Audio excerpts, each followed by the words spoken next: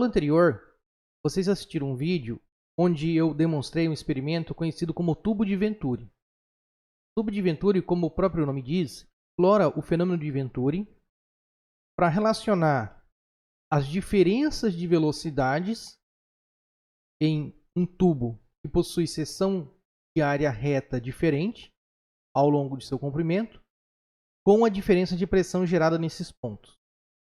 Essa figura que aparece aqui representa esquematicamente aquele tubo que a gente assistiu na aula anterior.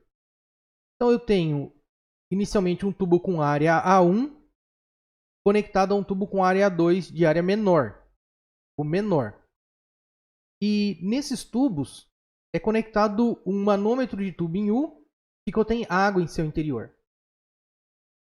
Na aula anterior nós vimos que à medida que a velocidade do fluido, velocidade V1, que nós vamos chamar aqui, entra no tubo, aumenta, a diferença de altura entre os ramos de tubo em U também aumenta.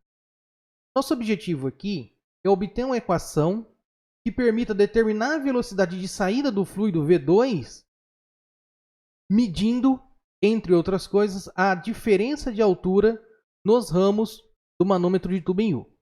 Para isso, nós vamos utilizar a equação de Bernoulli. A equação de Bernoulli vai relacionar a velocidade, altura e pressão no ponto 2 com a velocidade, altura e pressão no ponto 1. O ponto 1 e o ponto 2 são pontos ligeiramente acima das entradas dos ramos do manômetro de tubo em U. Se nós repararmos nessa figura, nós vamos ver que a altura Z1 e a altura Z2 elas são iguais, estão no mesmo nível. Logo, considerando isso na equação de Bernoulli, nós podemos reescrevê-la como mostrado na equação 179. Podemos também separar o que é pressão de um lado e o que é velocidade do outro, obtendo a equação 180. Então, nota que do lado esquerdo dessa equação eu tenho a diferença de pressão e do lado direito, entre outras coisas, eu tenho a diferença da velocidade ao quadrado nos pontos 1 e 2. Agora, vamos analisar essa equação. Suponha que a velocidade no ponto 2, V2, seja maior que V1. Logo, do lado direito da igualdade, nós teremos um número positivo de V2 maior que V1. Para que a igualdade se verifique, o lado esquerdo também tem que ser positivo. E para que isso aconteça, a pressão no ponto P2 tem que ser menor do que no ponto P1. Logo, se a velocidade no ponto 2 aumenta, a pressão no ponto P2 diminui. Isso é um dos princípios do chamado fenômeno de Venturi. O aumento da velocidade é acompanhado por uma diminuição da pressão naquele ponto.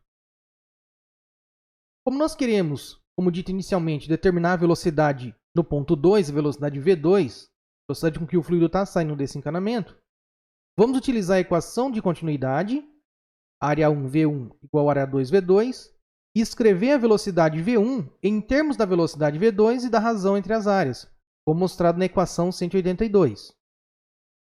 Agora, de posse dessas equações, nós vamos substituir, no lugar de V1 na equação 3,180, nós vamos substituir por V1 dado pela equação 182. Assim, nós obtemos a equação 185. Então, note que de um lado eu tenho a diferença de pressão novamente, aqui eu tenho a densidade, a velocidade 2 ao quadrado e as áreas. A diferença das áreas ao quadrado dividido pela área 1 ao quadrado. Como eu quero determinar a velocidade, eu vou tratar de isolá-la, deixando de um dos lados da igualdade, como mostrado na equação 3.187.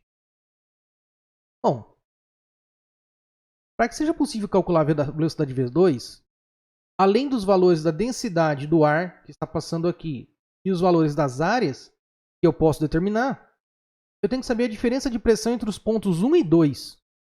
E eu posso fazer isso utilizando a lei de Stevens aplicada ao manômetro de tubo em U que está conectado ao tubo de Venturi. Então, a diferença de pressão entre os pontos P1 e P2 está relacionada com a diferença de altura entre os níveis dos ramos desse tubo. P1 menos P2 é igual a ρ0, que é a densidade da água que está aqui dentro, vezes G, vezes H, que é a diferença de altura. Logo, substituindo essa equação 188 na equação 187, nós chegamos finalmente a uma expressão que é possível obter a velocidade V2. Onde V2 é dado por 2 vezes a densidade da água, ou do líquido que está dentro do tubo em U, vezes G, vezes H, que é a diferença de altura entre os níveis, dividido pela densidade do fluido, que nesse caso é o ar, vezes a área 1 ao quadrado dividido pela diferença do quadrado das áreas. Então, note que as áreas, a densidade e a aceleração gravitacional são constantes. O que vai mudar em função da velocidade é a altura. Logo, se eu medir a altura h e conhecer os outros parâmetros, eu consigo determinar a velocidade no ponto V2.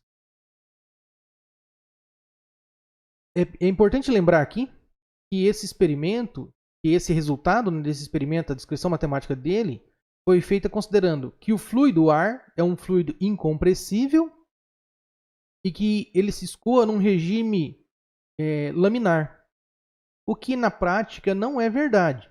Pode não acontecer. Mas simplesmente o que a gente pode fazer é aplicar um fator de correção e continuar utilizando essa equação, uma vez calibrado esse tubo de Venturi, para usar ele como uma espécie de sensor para a velocidade do fluido. E é exatamente isso que é feito nas aplicações práticas da engenharia. O tubo é calibrado e aí você consegue ter uma relação pela diferença de altura com a velocidade, ou você pode medir a diferença de pressão com um sensor de pressão. Com isso, nós finalizamos o nosso estudo sobre fluidos em movimento e a partir das próximas aulas, vamos iniciar uma introdução ao estudo da termodinâmica. Até a próxima aula!